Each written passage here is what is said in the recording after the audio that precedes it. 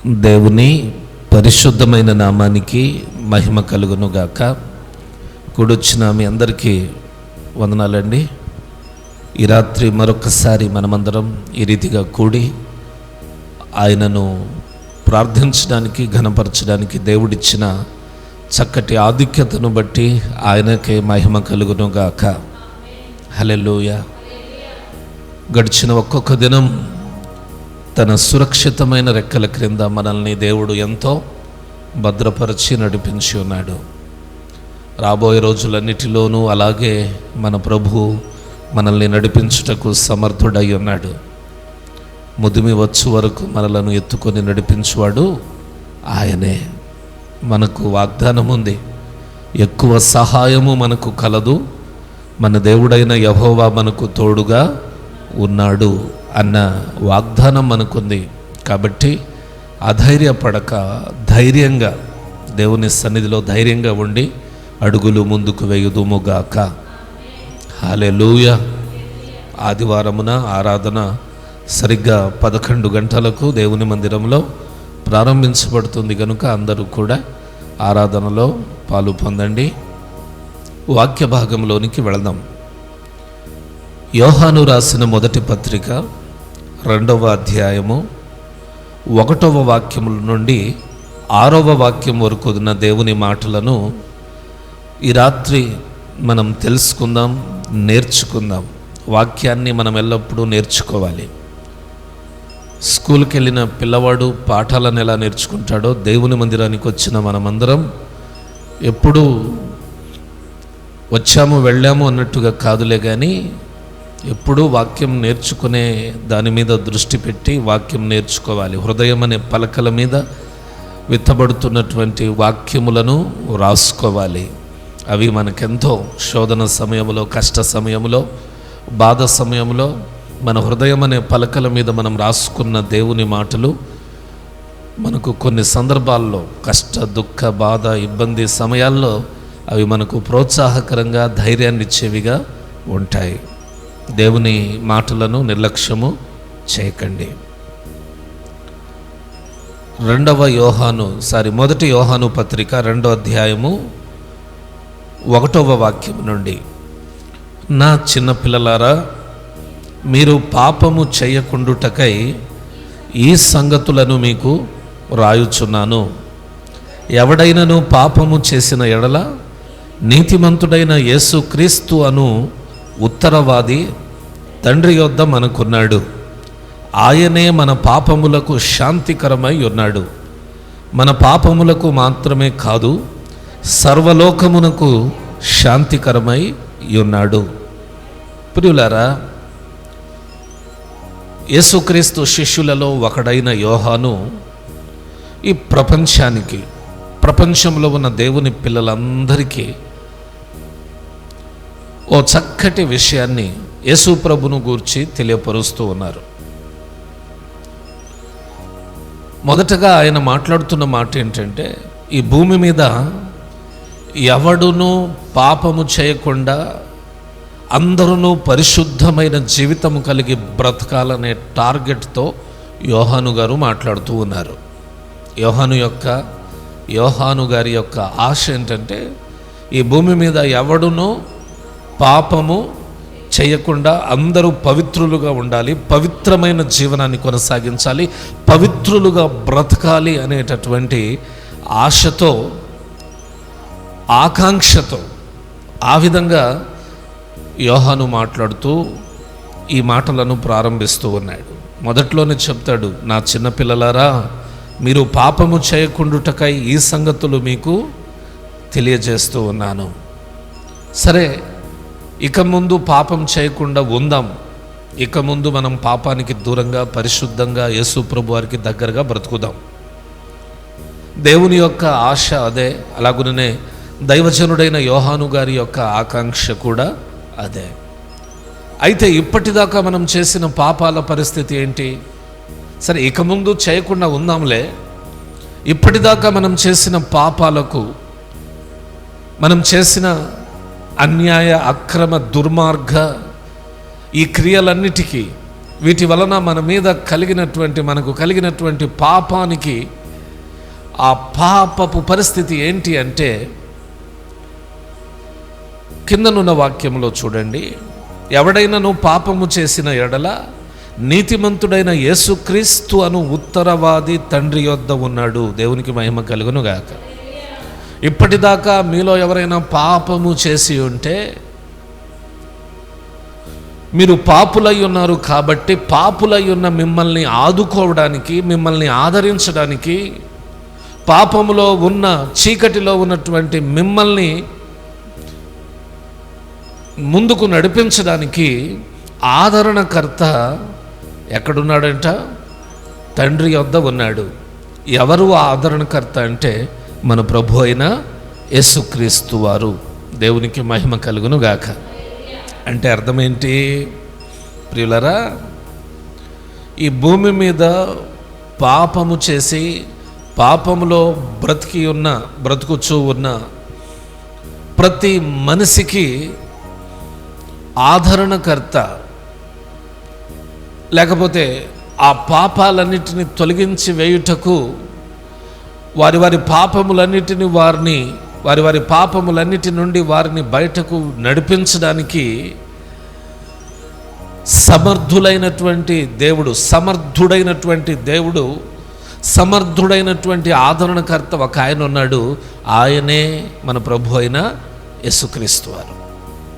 మీరు కిందనున్న వచనాన్ని చదివితే, ఆయనే మన పాపములకు శాంతికరమై ఉన్నాడు. మన పాపములకు మాత్రమే కాదు, సర్వలోకమునకు శాంతికరమై ఉన్నాడు. 2 చేతులెత్తి స్తోత్రం చెప్దామా? నేను చెప్పాను కదండి, ఈ భూమి మీద ఎవరెవరైతే పాపములో బ్రతుకుచున్నారో, పాపాన్ని కలిగి ఉన్నారో, చీకటిలో జీవించుచున్నారో వారందరికీ ఆదరణకర్త, వారందరినీ పాపము నుండి విమోచించువాడు, పాపము వలన వచ్చు జీతము మరణము, ఆ మరణము నుండి తప్పించువాడు, సర్వలోకంలో ఉన్న ప్రతి పాపికి శాంతికరమై ఉన్న ఏకైక దేవుడు మన ప్రభు అయిన యేసుక్రీస్తు. ఆయన మన ఒక్కరి పాపములకే కాదు, భూమి మీదనున్న ప్రతి ఒక్కొక్కరి పాపములకు శాంతికరమై ఉన్నాడు. ప్రతి ఒక్కొక్కరిని వారి పాపముల నుండి విమోచించువాడై ఉన్నాడు. హల్లెలూయా. ఇదే యోహాను రాసిన మొదటి పత్రికలో 1వ అధ్యాయంలో 7వ వాక్యం చూడండి. 7వ వాక్యం చివర్లో ఒక మాట ఉంటుంది అక్కడ. అప్పుడు ఆయన కుమారుడైన యేసు రక్తము ప్రతి పాపము నుండి మనలను పవిత్రులనుగా చేయును. హల్లెలూయా. అంటే యేసు ప్రభు వారి రక్తము ఈ భూమి మీదనున్న ప్రతి మనిషిని ప్రతి పాపము నుండి విడిపించి ఆ మనిషిని పవిత్రునిగా దేవుని ముందు నిలబెట్టగలదు. పరిశుద్ధుడైన దేవుని ఎదుట నిలబడేదానికి మనకు అర్హత లేదు, మనం పాపులం. అయితే పరిశుద్ధుడైన దేవుని ఎదుట మనలను నిలబెట్టడానికి ఒక ఆదరణకర్త ఉన్నాడు మనకి. ఎవరు ఆదరణకర్త అంటే యేసు ప్రభు. పరిశుద్ధుడైన దేవుని ఎదుట ఆయన ద్వారా మాత్రమే మనం నిలబడగలం. ఆయన లేకుండా, ఆయన రక్తంలో కడగబడకుండా, ఆయన చేత విమోచింపబడకుండా మనం తండ్రి అయిన దేవుని ఎదుట పరిశుద్ధులుగా నిలబడలేం. దేవునికి మహిమ కలుగునుగాక. అందుకనే ప్రభు అయిన యేసుక్రీస్తు వారు ప్రపంచంలో ఉన్న పాపులందరికీ శాంతికరమై ఉన్న దేవుడు. హల్లెలూయా, హల్లెలూయా.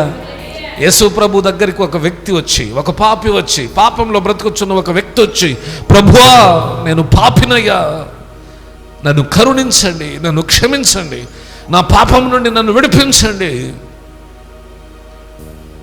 నేను పాపినని ఒప్పుకుంటే, నా పాపములన్నీ నీ రక్తములో కడిగివేయమని ఒప్పుకుంటే, ప్రభువా నీవు నీ రక్తము చేత పాపాలన్నీ కడిగి వేస్తావంట కదా, నా పాపాలన్నీ కడిగి వేయండి ప్రభువా అని దేవుని దగ్గరికి వచ్చి ఎవరు ప్రార్థించినా వారందరి ప్రార్థనలను ఆలకించి వారిని తండ్రి అయిన దేవుని ఎదుట పరిశుద్ధులుగా నిలబెట్టగలడు మనం ఆరాధిస్తున్న మన ప్రభు అయిన యేసుక్రీస్తు వారు. ఎడ్ల రక్తం వలన, గొర్రెల రక్తం వలన, కోడెల రక్తం వలన, జంతు బలి వలన, లేకపోతే ఇంకేదో పుణ్యకార్యాల వలన, ఇంకేదో ధర్మకార్యాల వలన, వీటి వలన మనిషి పవిత్రుడు అవడు. మనం చేసే పుణ్యకార్యాలు, ధర్మకార్యాలు ఇవి మనలను పవిత్రపరిచి తండ్రి అయిన దేవుని ఎదుట నిలబెట్టలేవు. ఒక్క యేసు రక్తము మాత్రమే. మన ప్రభు అయిన దేవుడు మన కొరకు సజీవ యాగముగా తన్ను తాను సమర్పించుకున్నాడు. మన కొరకు తన ప్రాణాన్ని పెట్టాడు. ఆయన సజీవ యాగముగా తన్ను తాను సమర్పించుకొని ఆఖరి బట్టు వరకు రక్తాన్ని చెందించాడు. అందరు అనుకుంటున్నారు యేసు ప్రభు దొరికేశాడని. కానీ యేసు ప్రభు ఆ రోమా సైనికుల చేతిలో దొరికి, వారి చేతులకు చిక్కి, వారి చేత అన్ని బాధలను అనుభవించింది నీ కొరకు, నా కొరకు, నిన్ను నన్ను పాపములో నుండి విమోచించడానికై. నీకు నాకు, మనం పాపులమై ఉండగా మనకు శాంతికరమై ఉండడానికి, మనకు ఆదరణకర్తగా ఉండడానికి మాత్రమే. స్తోత్రం చెప్దామా? కాబట్టి ఈ భూమి మీద పాపములో జీవించుచున్న ప్రతి మనిషికి శాంతికరము ప్రభు అయిన యేసుక్రీస్తు వారు. ప్రతి పాపికి ఆదరణకర్త ప్రభు అయిన యేసుక్రీస్తు వారు. పాపములో ఉన్నానని ఒక వ్యక్తి పాపములో ఉన్నట్టుగా తెలుసుకొని దేవుని దగ్గరకు వచ్చి, ప్రభువా నన్ను క్షమించమంటే ఆనందిస్తాడు దేవుడు. నా బిడ్డకు ఈరోజు తెలిసి వచ్చింది నేను పాపిని అని, అందుకే ఈరోజు నా దగ్గరకు వచ్చి నన్ను క్షమించమని వేడుకుంటున్నాడని దేవుడు ఆనందించి వెంటనే యేసు ప్రభు వారు తన రక్తంతో శుద్ధి చేస్తారు.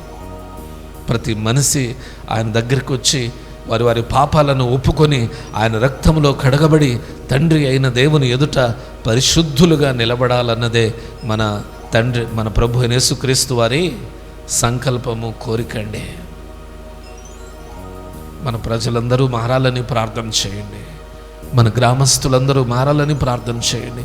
మన కుటుంబాల్లో ఉన్న వాళ్ళందరూ మారాలని ప్రార్థన చేయండి. ప్రతి వారిలో దైవ భయము పుట్టాలని ప్రార్థన చేయండి. పాపము వలన వచ్చు జీతము మరణము. అమ్మో, నేను పాపం చేస్తే, పాపంలో జీవిస్తే మరణము నా మీదికి దండెత్తి వస్తుంది, నేను నిత్య నరకానికి వెళ్ళి రెండవ మరణంలో పాలు పొందాల్సి వస్తుంది అన్న భయము ప్రతి ఒక్కొక్కరు కలిగి, మన కుటుంబీకులు, బంధువులు, మన గ్రామస్తులు, మన స్నేహితులు, ఇరుగు పొరుగు వారు, మన చుట్టుపక్కల ఉన్నవారు అందరూ తెలుసుకొని అందరూ దేవుని దగ్గరికి రావాలని మనం అందరి నిమిత్తము ప్రార్థన చేయాల్సిన వారమై ఉన్నాం. దేవునికి మహిమ కలుగునుగాక. హల్లెలూయా. ఒక వ్యక్తి తన గురించి నేను పాపినని తెలుసుకొని, నా పాపములకు యేసుక్రీస్తే శాంతికరమని తెలుసుకొని ఆ వ్యక్తి యేసు ప్రభు దగ్గరకు వచ్చి, యేసు ప్రభు ఆజ్ఞల చొప్పున బ్రతకాల్సిన అవసరం ఉందంట. చూడండి, 3వ వాక్యంలో అలాగే రాయబడి ఉన్నది. మరియు మనం ఆయన ఆజ్ఞలను గైకొనిన ఎడల దీని వలననే ఆయనను ఎరిగి ఉన్నామని తెలుసుకుందుము. ఆయనను ఎరిగి ఉన్నానని చెప్పుకొనుచు ఆయన ఆజ్ఞలను గైకొనని వాడు అబద్ధికుడు, వానిలో సత్యము లేదు. స్తోత్రం చెప్దామా? ఒక వ్యక్తి నేను పాపిని అని తెలుసుకుని యేసు ప్రభు దగ్గరికి వచ్చి తన పాపాన్ని ఒప్పుకుంటే ఆ వ్యక్తిని దేవుడు పరిశుద్ధపరిచి ఆ వ్యక్తికి దేవుడు ఆదరణకర్తగా శాంతికరంగా ఉంటాడు. తర్వాత తన పాపములు కడిగి వేయబడిన తర్వాత ఆ వ్యక్తి ఎలా బ్రతకాలి, యేసు ప్రభు వారి దగ్గరికి వచ్చిన తర్వాత ఆ వ్యక్తి ఎలా బ్రతకాలి? మనము కూడా ఒకానొక సమయమందు పాపములోనే ఉన్నాం. మనం చేస్తుంది పాపమని తెలియక పాపములోనే పంది బురదలో పొర్లినట్టుగా పాపములోనే పొర్లుతూ బ్రతికాం. ప్రభువును గురించి తెలుసుకున్నాం. ఆయన దగ్గరికి వచ్చి మన పాపాలన్నీ ఒప్పుకొని రక్షణ పొంది బాప్తిస్మము పొందాం. ఆయన రక్షణలో కొనసాగుతూ ఉన్నాం. మరణము వరకు మనం ఇదే రక్షణలో కొనసాగాల్సిన వారమై ఉన్నాం. మరణము వరకు ఇదే రక్షణలో కొనసాగాల్సిన మనం ఎలా బ్రతకాలో ఈ మాటలు తెలియజేస్తాయి. చూడండి, మరణము వరకు రక్షణలో కొనసాగాల్సిన మనం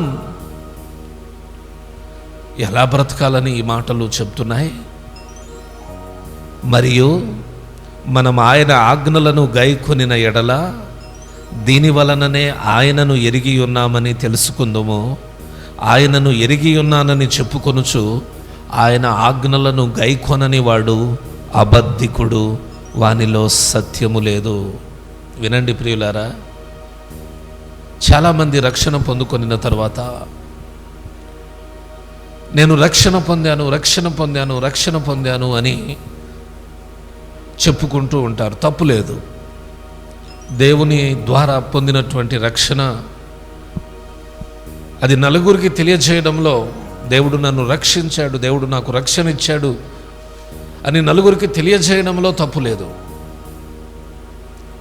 ఇలాగున మనం రక్షింపబడ్డాం, దేవుని వలన రక్షణ పొందుకొని ఉన్నామని నలుగురికి చెప్పుకునే మనం, రక్షణలో కొనసాగే మనం ఎలాగున కొనసాగాలి అంటే, మిగిలి ఉన్న జీవితం అంతా మన ఇష్టానుసారంగా మనం బ్రతకకూడదు, మనకు తోచినట్టుగా మనం బ్రతకకూడదు, మనకు ఆలోచన వచ్చినట్టుగా మనం బ్రతకకూడదు, మనకి ఇచ్చ వచ్చినట్టుగా మనం బ్రతకకూడదు.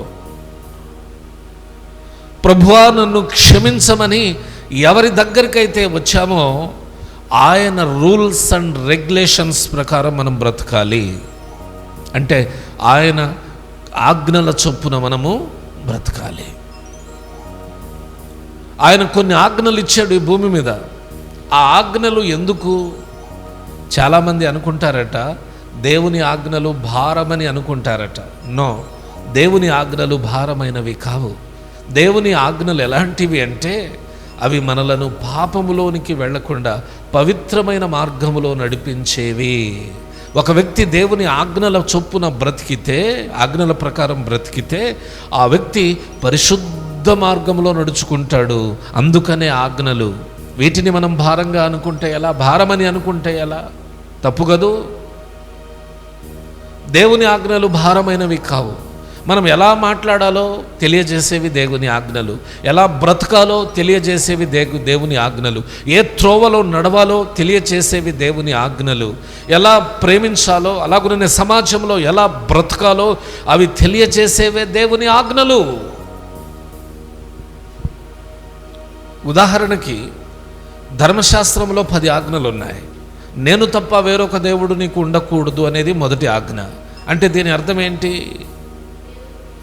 నన్ను ఒక్కడనే మీరు ఆరాధించాలి, నేను ఒక్కడనే మీకు దేవునిగా ఉండాలి, మీరు ఇంకెవరిని దేవునిగా చేసుకోకూడదని ఆ మాట యొక్క అర్థం.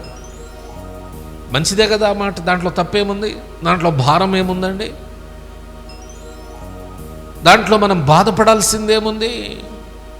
తర్వాత 5వ ఆజ్ఞ నీ తల్లిదండ్రులను ప్రేమించుమని ఉంది. మంచిదే కదా. తల్లిదండ్రులను ప్రేమించాలన్నా ద్వేషించాలన్నా సరే, దేవుని ఆజ్ఞ అయితే అలా ఉంది. కొంచెం సేపు దేవుని ఆజ్ఞను పక్కన పెడదాం. మనం మానవతావాదులముగా ఆలోచన చేద్దాం. మనకు జన్మనిచ్చిన తల్లిదండ్రులను మనం ప్రేమించాలన్నా ద్వేషించాలన్నా? మానవతావాదులుగా మనం ప్రేమించాలనుకుంటున్నాం. బైబిల్ గారు కూడా అదే కదా చెప్తుంది. ఏమండి, ఇంకెక్కడ భారం? నరహత్య చేయకూడదని బైబిల్ చెప్తుంది.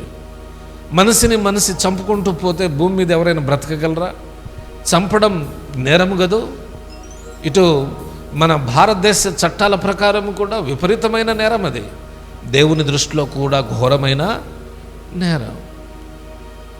మరి ఇలాంటి చట్టాలు అంటే మన దేశ చట్టం మనలను భయపెడుతూ ఉంది కాబట్టి చాలామంది మనిషి చంపుకోకుండా ఉన్నారు.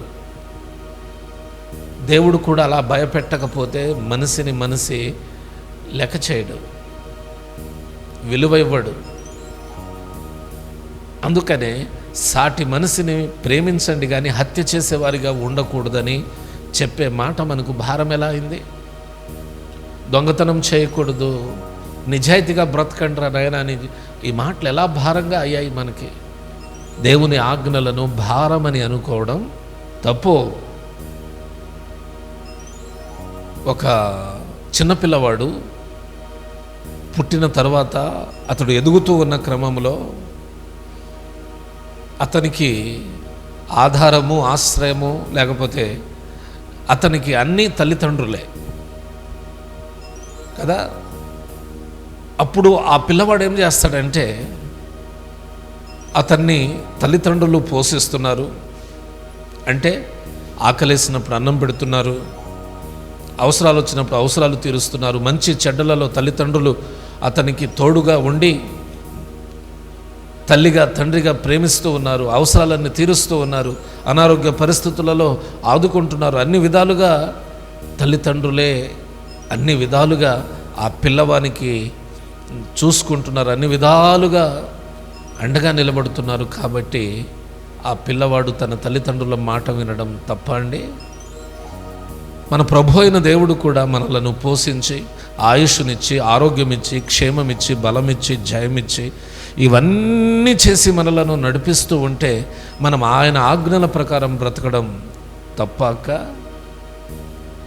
తప్పండి? ఎలాగైంది తప్పు?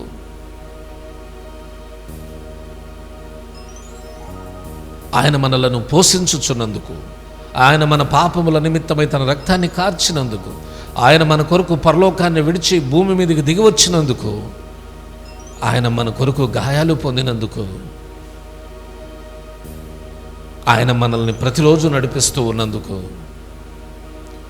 రక్షణ పాత్రను చేతపుచ్చుకొని కృతజ్ఞతాస్తుతులు చెల్లిస్తూ ఆయన ఆజ్ఞలను గైకొనకపోతే మనలో కృతజ్ఞత ఇంకెక్కడుంది? కృతజ్ఞత కలిగిన మనుష్యులముగా మనం ఎక్కడున్నాం? వాక్యంలో రాయబడినట్టుగా చాలామంది ఉన్నారు, నేను దేవుని బిడ్డనని చెప్పుకుంటూ ఉన్నవాళ్ళు, నేను రక్షణ పొందాను అని చెప్పుకుంటున్న వాళ్ళు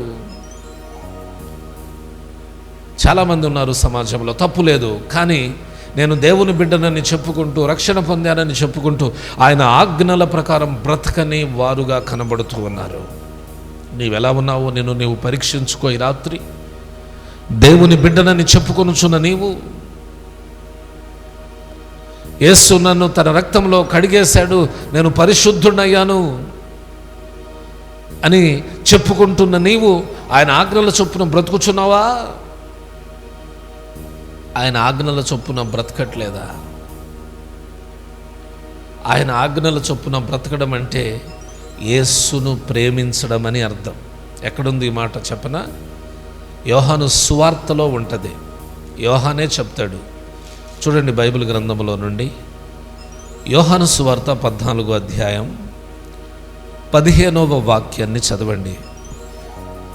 యోహాను సువార్త 14:15. మీరు నన్ను ప్రేమించిన ఎడల నా ఆజ్ఞలను గైకొందురు, నేను తండ్రిని వేడుకొందును, మీ యొద్ద ఎల్లప్పుడూ ఉండుటకై ఆయన వేరొక ఆదరణకర్తను అనగా సత్యస్వరూపియగు ఆత్మను మీకు అనుగ్రహించును. 21వ వాక్యం చదవండి. నా ఆజ్ఞలను అంగీకరించి వాటిని గైకొనువాడే నన్ను ప్రేమించువాడు నా తండ్రి వలన ప్రేమింపబడును, నేనును వానిని ప్రేమించి వానికి నన్ను కనబరుచుకొందునని చెప్పెను. స్తోత్రం చెప్దామా? యేసు ప్రభు వారి ఆజ్ఞల ప్రకారం బ్రతకడం అంటే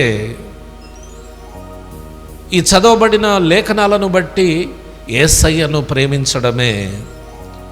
అక్క, యేసయ్యను ప్రేమిస్తున్నావా?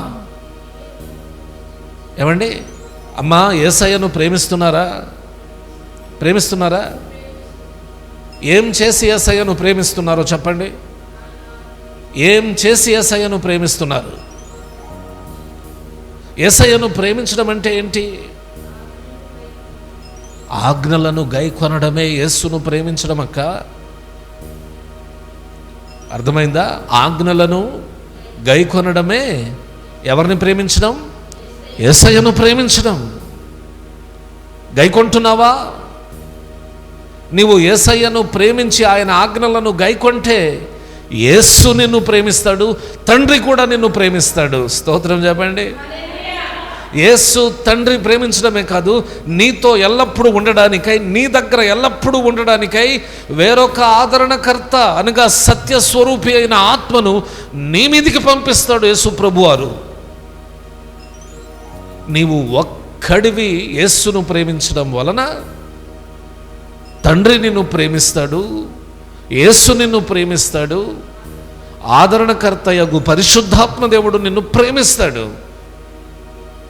నీ ఒక్కడివి యేసును ప్రేమించడం వలన నీవు ఎంత మంది ప్రేమ పొందుకుంటున్నావో చూడండి. తండ్రి ప్రేమ, యేసు ప్రేమ, పరిశుద్ధాత్మ ప్రేమను పొందుకుంటున్నావు. దేవునికి మహిమ కలుగునుగాక. హల్లెలూయా. మనం దేవుని కొరకు ఒక్క అడుగు ముందుకేస్తే దేవుడు మన కొరకు ఎంత చేస్తున్నాడో గమనించండి ఒకసారి. చాలామంది నేను దేవుని బిడ్డనని అబద్ధముగా చెప్పుకొనుచున్నారంట. యోహాను గారి బాధ అదే, మా యొక్క బాధ కూడా అదే. దేవుని మందిరానికి వస్తూ మారు మనసు లేని జీవితం, దేవుని మందిరానికి వస్తూ నోటికి కళ్ళెము లేని జీవితం, దేవుని మందిరానికి వస్తూ ఏది పడితే అది చేయడం, ఎలా పడితే అలా మాట్లాడడం, ఎలా పడితే అలా జీవించడం, ఒక అన్యజనునితో సమానంగా తన్ను తాను దిగజార్చుకోవడం చేస్తున్నారు చాలామంది. వారిని గూర్చి ప్రభు ఏమంటున్నాడంటే, ఆయనను ఎరిగి ఉన్నామని చెప్పుకొనుచు ఆయన ఆజ్ఞలను గైకొనని వాడు అబద్ధికుడు, వానిలో సత్యము లేదు. యేసు క్రీస్తు రక్తంలో కడగబడి పవిత్రపరచబడిన నీవు ఆయనను ప్రేమించాలి కదా. ఆయన నిన్ను పరిశుద్ధపరిచినందుకు ఆయనను ప్రేమించాలి కదా. ఆయనను ప్రేమించడం అంటే ఏంటి? ఆయన ఆజ్ఞలను గైకొనడమే కదా ఆయనను ప్రేమించడం అంటే. పైనేమో నేను యేసయ్యను ప్రేమిస్తున్నానని చెప్పుకుంటూ ఆయన ఆజ్ఞలకు దూరంగా బ్రతికితే నీవు సత్యవంతుడివా, అబద్ధికుడివా? అబద్ధికుడవే కదా. దేవుడు అదే అంటున్నాడు, వానిలో సత్యము లేదు. సత్యము లేదు అంటే డైరెక్ట్గా యేసయ్యే లేడు అని అర్థం. యేసయ్య తను తాను ఏమని చెప్పుకుంటున్నాడో చెప్పనా? యోహాను సువార్త 14వ అధ్యాయం 6వ వాక్యములో, నేనే మార్గము, నేనే సత్యము, నేనే జీవము అన్నాడు. ఒక వ్యక్తి ఆయనను ప్రేమించుచున్నానని చెప్పుకొనుచు ఆయన ఆజ్ఞల ప్రకారం నడవకపోతే వానిలో సత్యము లేదని ఇక్కడ వాక్యం రాయబడి ఉన్నది. సత్యము లేదంటే యేసు ప్రభువారు లేనట్టే కదా. మరి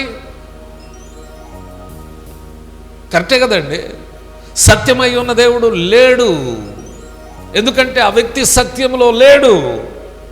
పైనేమో నేను ఆజ్ఞలను గైకొనుచున్నానని చెప్పుకుంటూ ఉన్నాడు, లోపల ఆజ్ఞలు లేని జీవితం బ్రతుకుతున్నాడు. యేసయ్య ఎక్కడుంటాడు? వానిలో సత్యం ఎక్కడుంది? అబద్ధాలు ఆడేవాళ్ళు కాదు దేవుని బిడ్డలు. ఏమండి, మసిపూసి మారెడుకాయ చేసేవాళ్ళు కాదు దేవుని పిల్లలు. వేషధారణ కలిగిన వారు ఎప్పటికీ అవ్వలేరు దేవుని బిడ్డలు. దేవుని పిల్లలమైన మనం సున్నము కొట్టిన సమాధుల వలె ఉండొద్దు. మన మాట అవునంటే అవును, కాదంటే కాదుగా ఉండాలి. చేసిన తీర్మానాలకు కట్టుబడి ఉండాలి. చేసిన తీర్మానాలకు కట్టుబడి ఉండి దేవుడు ఇంత గొప్ప రక్షణను మనకు అనుగ్రహించినందుకు ఈ రక్షణను నిర్లక్ష్యము చేయకుండా ఈ రక్షణ భాగ్యములో మనం ఆనందిస్తూ అడుగులు ముందుకు వేయుదుముగాక. హల్లెలూయా. కింద 5-6 వచనాలు చదువుదాం. ఆయన వాక్యము ఎవడు గైకొనునో వానిలో దేవుని ప్రేమ నిజంగా పరిపూర్ణమాయను. హల్లెలూయా. ఇప్పటిదాకా అనుకుంటుంది అదే కదండి. ఆయన ఆజ్ఞలను గైకొంటారు ఎవరో, వానిలో దేవుని ప్రేమ నిలిచి ఉంటుంది.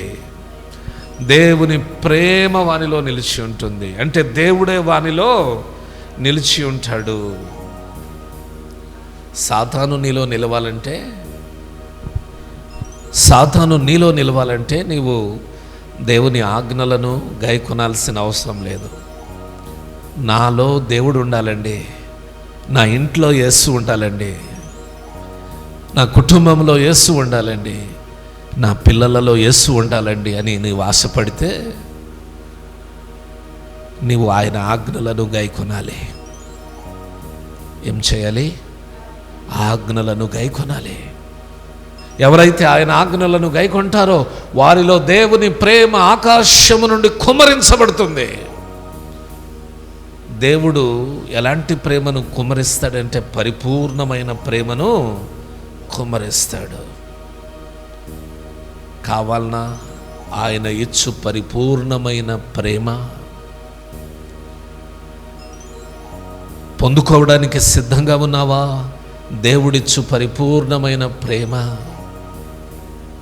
ఆయన ప్రేమను నేను ఎప్పుడో పొందుకున్నానండి.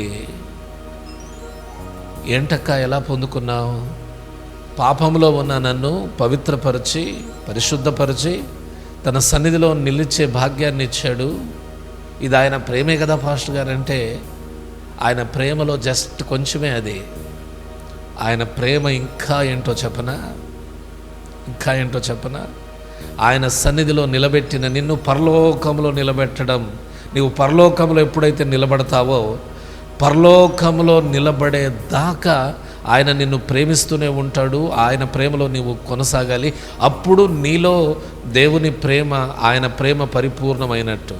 జస్ట్ నువ్వు మారు మనస్సు పొంది బాప్తిస్మం పొందుకొని పాపక్షమాపణ పొంది దేవుని సన్నిధానానికి వచ్చావు అంటే దేవుని ప్రేమ నీలో స్టార్ట్ అయింది అంతే. ఆయన ప్రేమలో భాగం కడుపు నిండా నీకు కావాల్సిన తిండి ఇస్తాడు. ఆయన ప్రేమలో భాగం నీ అవసరాలక్కర్లన్నీ తీరుస్తాడు. ఆయన ప్రేమలో భాగం ఆయన నీ రోగములన్నిటినీ, సంకటములన్నిటినీ కుదురుస్తాడు. నీ కష్టాలన్నింటినీ తీసివేస్తాడు, నీ బాధలన్నింటినీ తీసివేస్తాడు. ఆయన ప్రేమలో భాగమే నీ ప్రయాణాలన్నిటిలో దేవుడు కాపాడుతాడు. ఆయన ప్రేమలో భాగమే ఏ కీడుని దరి చేరకుండా కాపాడుతాడు.